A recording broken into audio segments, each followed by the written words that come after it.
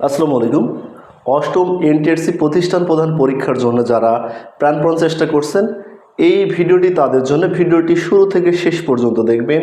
আপনারা যারা ইতোপূর্বে অনেকেই বই কিনে দিশেহারা হয়ে গেছেন, কুল কিনারা পাচ্ছেন না, দেখা গেছে যে নতুন সিলেবাস প্রকাশিত হয়েছে, সিলেবাসে আছে একটা, কিন্তু আপনার বইতে হিউজ পরিমাণে পৃথিবীর সব কিছু দেওয়া। এখন হাবিজাবি আপনি কি পড়বেন না পড়বেন এইটা বুঝে উঠতে পারছে না। আমি একটা কথা আগেই বলছিলাম সিলেবাসের প্রকাশের পূর্বে, যে পরীক্ষায় সবচেয়ে বেশি গুরুত্বপূর্ণ আপনি কি পড়বেন, তার চেয়ে বেশি গুরুত্বপূর্ণ কি বাদ দেবেন। আমাদের এই ক্লাসে দেখবেন আপনাদের সম্পূর্ণ নতুন সিলেবাসের আলোকে এই ক্লাসটা তৈরি করা হয়েছে।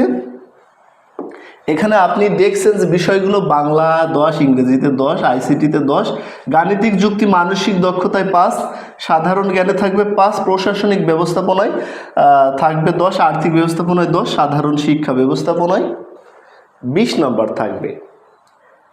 আমাদের যে 8টা সাবজেক্ট, এই 8টা সাবজেক্টে এনটিআরসি যে মানবন্টন প্রকাশ করছে, মানবন্টন প্রকাশের পাশাপাশি আবার তারা বলে দিয়েছে এই সাবজেক্ট থেকে এই টপিকগুলো প্রকাশ করবে। সেই টপিকের আলোকে আমাদের শিটগুলো তৈরি করা। আপনারা যারা এই প্রশাসনিক আর্থিক ব্যবস্থাপনার বই কিনছেন, দেখা গেল কি সেই বইতে আপনার যে বিষয়গুলো এনটিআরসি দিয়েছে, যে টপিকগুলো পড়তে, ওই টপিকগুলো আপনার সম্পূর্ণ নেই। আমাদের সিলেবাসটা এরকমই সাজানো। যেমন আর্থিক ব্যবস্থাপনায় দেখেন আপনি সূচিপত্র দেখবেন, এনটিআরসির যে সিলেবাসটা প্রকাশ করছে ওইটার সাথে আমাদের এটা মিলাবেন। সূচিপত্রটা দেখেন, সূচিপত্র আমাদের আর্থিক ব্যবস্থাপনা কি কি আছে, যে আর্থিক ব্যবস্থাপনা মৌলিক ধারণা এই বিষয়গুলো দিয়েছে। শিক্ষা প্রতিষ্ঠানের আর্থিক ব্যবস্থাপনা ধারা উদ্দেশ্য এটা 2 নম্বরে থাকবে। রাজস্ব প্রয়োজনীয়তা আর্থিক ব্যবস্থাপনা, আচ্ছা 3 নম্বর হিসাব রক্ষণ আর্থিক ব্যবস্থাপনা, আর্থিক বিধি আইন নিরীক্ষা। এখন এই বিষয়গুলো দেখেন আবার আমরা বিস্তারিত ধারণা দিয়ে সংক্ষিপ্ত এমসিকিউ আকারে তৈরি করছি, যে ওই যে সিলেবাসে যে বিষয়গুলো আছে ওইগুলোর থেকে প্রশ্ন তৈরি করা। আর্থিক ব্যবস্থাপনার থেকে তো হাজার হাজার টপিক তৈরি করা যায়, কিন্তু সব টপিক তো হবে না।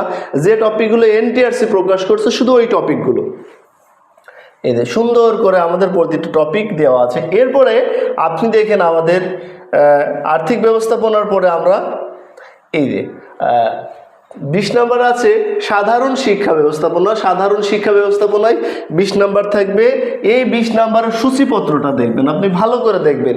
আপনি কিন্তু সূচিপত্র যা থাকবে সেই হিসাবে পড়তে হবে, যেটা এনটিআরসি সিলেবাসে আছে।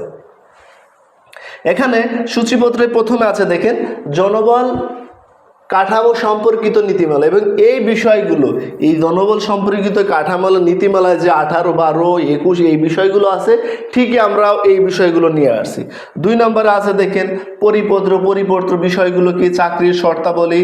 এই যে আমাদের এই সিলেবাসটা ভালো করে দেখবেন, সূচিপত্র দেখার পরে এখন এই যে 10টা টপিক আছে, ওই 10টা টপিকের প্রথম জনবল সম্পর্কিত নীতিমালায় কি কি ধরনের এমসিকিউ আসতে পারে সেই বিষয়গুলো আমরা সুন্দর করে এখানে দিয়েছি। ঠিক আছে, আচ্ছা এরপরে আমাদের আর থাকলোটা কি, সেটা আছে প্রশাসনিক ব্যবস্থাপনা। প্রশাসনিক ব্যবস্থাপনায় 10 নম্বর থাকবে। প্রশাসনিক ব্যবস্থাপনার সূচিপত্রটা দেখেন আপনারা।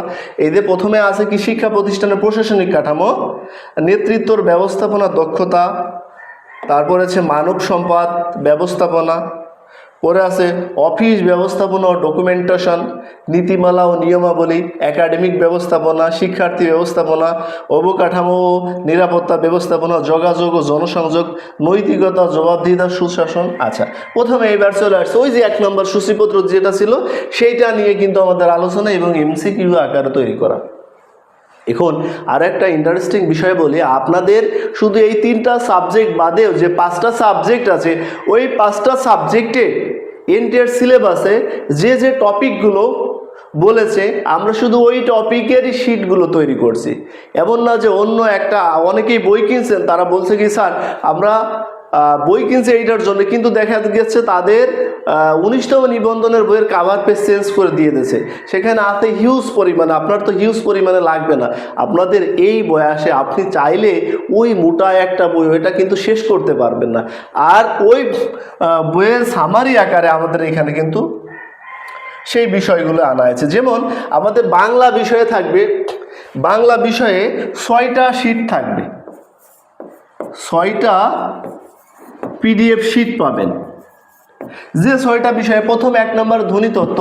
ধ্বনিতত্ত্ব কিন্তু আমরা ধ্বনিতত্ত্বের ভিতরে কি পড়বেন, অনেক কিছু আছে, সব পড়া লাগবে না। এই যে আপনি ধ্বনি পরিবর্তন ও সন্ধি, এটা কিন্তু আমরা আমাদের পেজে দিয়েছি, গ্রুপে দিয়েছি, আমাদের পেইড ব্যাচে এই শিটটা দিয়েছি, তারা কিন্তু কভার করে ফেলতে। এরপরে 2 নম্বর শিট পাবেন কি, শব্দতত্ত্ব। আমাদের শব্দতত্ত্বে এই বিষয়গুলো ওই একটা শিটের ভিতরে থাকবে। আমরা 100 কি 120টা প্রশ্ন দেখব, যেগুলো পরীক্ষার আসার সম্ভাবনা থেকে ওইগুলো থাকবে, ওইটা আপনাকে দেব, আপনি কমপ্লিট করে ফেলবেন। এরপরে আপনাকে দেব অর্থতত্ত্ব থেকে এই বিষয়গুলো থাকবে, বাক্যতত্ত্ব থেকে বাংলা বানান দেব, বাংলা বানানের একটা শিট দেব, যে বিষয়গুলো পরীক্ষা আসার মতো আপনি সব বানান পড়ছেন, বানান এবং লাইভ ক্লাসে এগুলো মনে রাখার টেকনিকও দেওয়া হবে। আচ্ছা, এরপরে পত্র দরখাস্ত, যেটা আপনি সাধারণ বইতে পাবেন না, এইটা আমাদের এই 6 নং শিটে বাংলা এগুলো আছে। সিমিলারলি ইংলিশে যে যে টপিকগুলো আছে ওই টপিকের শিট দেওয়া হবে। আবার আইসিটি একটা গুরুত্বপূর্ণ বিষয়, যেখানে 10 নম্বর থাকবে। আইসিটি সিলেবাসে যেটা যে টপিকগুলো আছে আমরা এইগুলো সুন্দর করে সাজিয়ে, যাতে করে আপনি পরীক্ষার জন্য এবারই প্রস্তুতি নিচ্ছেন, একবারে যাতে হয়। কারণ এই পরীক্ষা কিন্তু এমন নয় যে আপনি এইবার পরীক্ষা দিচ্ছেন, ভালো না হয় না হোক, সামনের বার আবার পরীক্ষা দেব, বিষয়টা কিন্তু এরকম না। এবং এই সার্কুলারটা প্রতিবারই প্রকাশিত হয় না। সুতরাং আপনি এই বিষয়গুলো দেখেন, আমাদের সঙ্গে থাকেন। যে কোনো আমাদের হোয়াটসঅ্যাপ নাম্বার আছে, যে কোনো পরামর্শ প্রয়োজনে আপনি তো অনেক কিছুই ব্যয় করছেন, এই বিষয়গুলো একবার খেয়াল করলে দেখবেন যে আপনি বইতে যে বিষয়গুলো পাচ্ছেন না, আমাদের এই শিটে সুন্দর করে সেই বিষয়গুলো সাজানো আছে। এবং আমাদের দক্ষ টিচাররা লাইভ ক্লাসের মাধ্যমে যে বিষয়গুলো আপনার পড়া দরকার, মনে রাখার টেকনিক, এই বিষয়গুলো সুন্দর করে তাদেরকে কিন্তু আছে যে আপনাদেরকে বোঝাচ্ছে। দেখেন হোয়াটসঅ্যাপ নাম্বার আছে, আপনি হোয়াটসঅ্যাপে যোগাযোগ করবেন এবং আপনি ক্লাস পাবেন, এক্সাম পাবেন। আমাদের পাশাপাশি এক্সাম ব্যবস্থা রয়েছে, যে এক্সামগুলো দিলে নিজেকে আপনি জাস্টিফাই করতে পারেন। ধন্যবাদ সবাইকে।